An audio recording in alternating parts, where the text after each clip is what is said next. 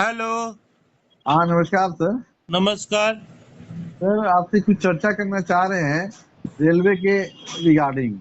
कीजिए ना। तो रेलवे में सर जो फुली एसी ट्रेन जो होती है, क्या उसमें आपके दिव्यांग को टिकट में कंसेशन मिलता है? पहली बात है। दूसरी बात हमारी ये है कि आजकल ट्रेन में दिव्यांग का कोच जो है चाहे आगे या पीछे होता है। अगर आपके मान लिया कोई दिव्यांग आगे की ओर बैठ गया प्लेटफॉर्म पर कि मेरा ट्रेन कोच जो है आगे होगी और पीछे कोच आपके लगा हो, तो वो आपके कैसे वहां तक पहुंच सकेगा? इस बात को जरा हमको सर अच्छी तरह से बताया जाए।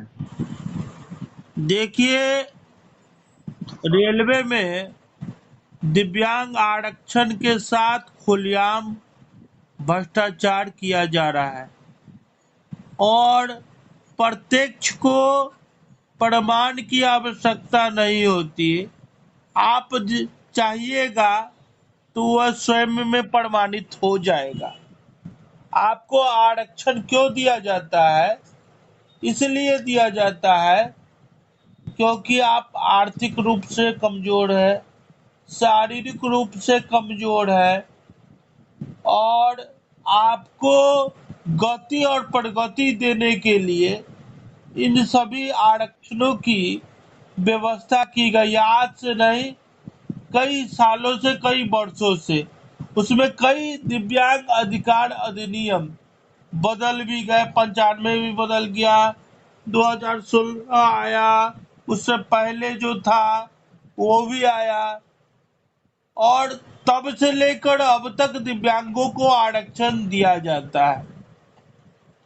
लेकिन आपके आंख के सामने में खुलेआम भ्रष्टाचार हो रहा है, खुलेआम आपके आरक्षण से खिलवाड़ हो रहा है, लेकिन आपको दिखाई कुछ नहीं देता है।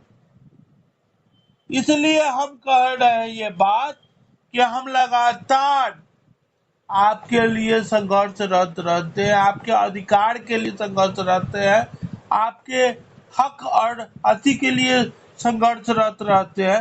लेकिन आपका क्या दायित्व है?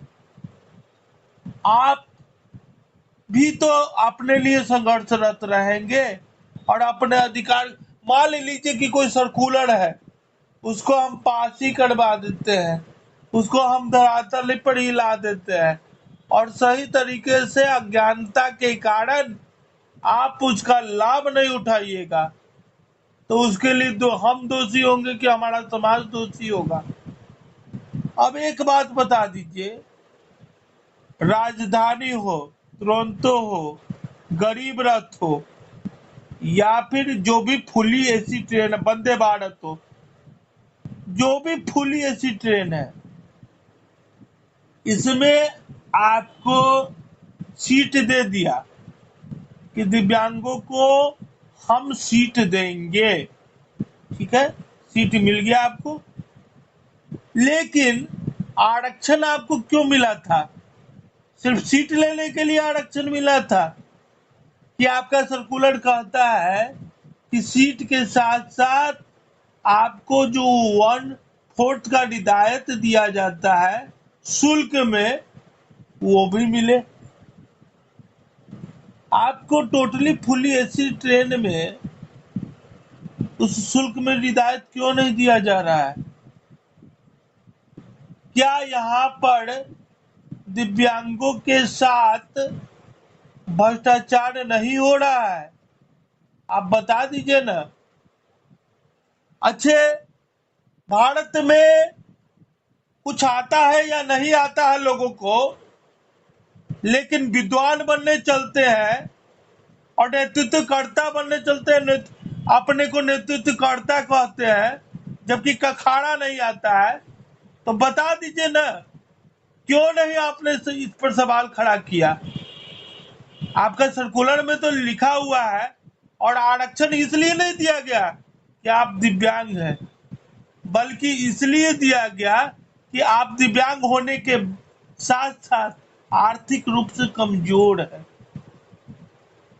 तो आपको सीट दे दिया और आपके पैसा का बत्ती गुल कर दिया। रोज दिन आपके सामने में भ्रष्टाचार हो रहा है, आपको दिखाई कुछ नहीं दे रहा है। कब आएगा समझ, कब आएगा दिव्यांग समाज को, कब जगेगा दिव्यांग समाज? सिर्फ मेरा ही दायित्व है कि अपने समाज को जगाते रहें। आप लोग स्वयं से नहीं जगिएगा। तो अरस्तु ने कहा था कि जिस समाज का एक भी व्यक्ति अज्ञानी होगा संवैधानिक व्यवस्था में, तो उस समाज कभी भी उत्थान नहीं कर पाएगा। आप लोग तो, हमको लगता है कि ज्ञानी है कि अज्ञानी है, अपने से ही अपना मूल्यांकन कर लीजिए। दूसरी बात कि आप टिकट कटाते हैं और आप सभी सर्टिफिकेट देकर टिकट कटा रहे हैं, और सभी सर्टिफिकेट देने के बाद आपको एक हेल्पर मिलता है, एक आप रहते हैं। आपको अपर कोच क्यों दे दिया जा रहा है? आपके हेल्पर को अपर कोच क्यों दे दिया जा रहा है? जबकि उस सर्कुलर में लिखा हुआ है कि जैसे ही आप दिव्यांग सर्टिफिकेट लगाते हैं या रेलवे पास लगाते हैं तो आपको लोअर कोच दिया जाएगा। आपको अपर कोच क्यों दिया जा रहा है? उसके साथ साथ जो ये भ्रष्टाचार है कि दिव्यांग टिकट कटाया, तो दिव्यांग के लिए एक हेल्पर का होना आवश्यक है, ताकि ट्रेन में हिल डोल करता है, मतलब हिलता है, उसमें गिर सकता है, उसके साथ कुछ दुर्घटना घट सकता है, कुछ भी हो सकता है। आप यहाँ पर हैं, एक सीट आपको यहाँ दिया और दूसरा सीट दूसरे बोगी में दिया, क्या ये जायज है? या आरक्षण का पालन हो रहा है? यह सुविधा दिया जा रहा है आपको? किस सुविधा की बात करते हैं आप? जितने भी लाल कोच है उसमें 2 बोगी को हटा के 1 बोगी कर दिया गया। अब वो आगे है कि पीछे है ये किसी को पता नहीं। प्लेटफॉर्म की दूरी को देख लीजिए और रेलवे की दूरी को देख लीजिए, तो एक शारीरिक दिव्यांग है,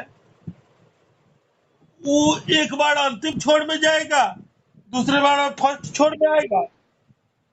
तो ऐसे में उस व्यक्ति का क्या होगा? या तो उसको दूसरे बोगी में बैठ के जाना होगा या अंदर अंदर पूरा बोगी जाना होगा, वो भी नहीं कर सकता है। तो सब चीज में अयोग्य साबित हो रहे हैं। खुलेआम भ्रष्टाचार पे भ्रष्टाचार किया जा रहा है और आप कह रहे हैं कि हो भी नहीं किया। क्यों नहीं स्टेशन मास्टर ये अनाउंस करता है कि आपका बोगी आगे है कि पीछे है? करना चाहिए ना। आपका बोगी आगे लगा हुआ है कि पीछे लगा हुआ है, ये अनाउंस तो होना चाहिए। क्यों नहीं किया जाता है? क्यों आपको महरूम रखा जाता है? हाँ, किसी व्यक्ति को आप फैसिलिटी दे रहे हैं तो उस फैसिलिटी की जानकारी दीजिएगा ना कि आप किस कॉर्नर पर वो फैसिलिटी दे रहे हैं। आप कहते हैं कि अच्छा, बोगी का कोई कैपेसिटी होता है, और प्रत्येक बोगी का एक बाहर ढोने का कैपेसिटी होता है। आपके बोगी में सीट दिया हुआ है 4 और रोजाना बैठ के जाते हैं 200 आदमी। कोई दुर्घटना हुआ तो वहां तक टीटी भी नहीं पहुंचेगा, क्योंकि अंतिम छोर पे है। कई बार प्लेटफॉर्म से बाहर आता है वो, और दूसरे तरफ का गेट बंद है। कहता है गार्ड रूम के बगल में, तो गार्ड रूम के बगल में तो कई बार गार्ड उसका इंक्वायरी करने आता है। तो हमको बताइए ना कि कितना बार विभाग तो ये कहकर निकल गया कि गार्ड रूम के बगल में है, लेकिन गार्ड के बगल में अगर वो बोगी है तो 200 आदमी कुछ आ रहा है, उसको दिखाई नहीं दे रहा है।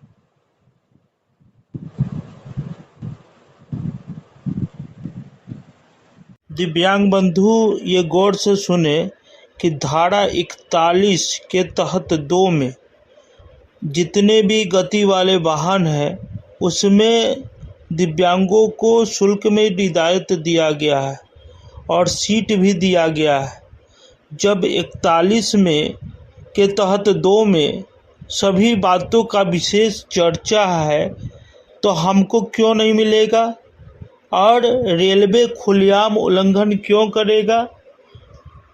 धारा 41 के तहत 2 में जब इसका चर्चा है तो ये तो अंतर्राष्ट्रीय लेवल पर मिलता है, राष्ट्रीय लेवल पर मिलता है, तो रेलवे को यह किसने अधिकार दिया कि वह हमारे जो संवैधानिक अधिकार है उससे खिलवाड़ करे? इसीलिए अपने अधिकार के प्रति प्रत्येक दिव्यांग जागरूक हो और उसके अधिकार से कहीं भी खिलवाड़ होता है तो उस पर आवाज़ बुलंद करे। मेरा वीडियो बनाने का यही मकसद है।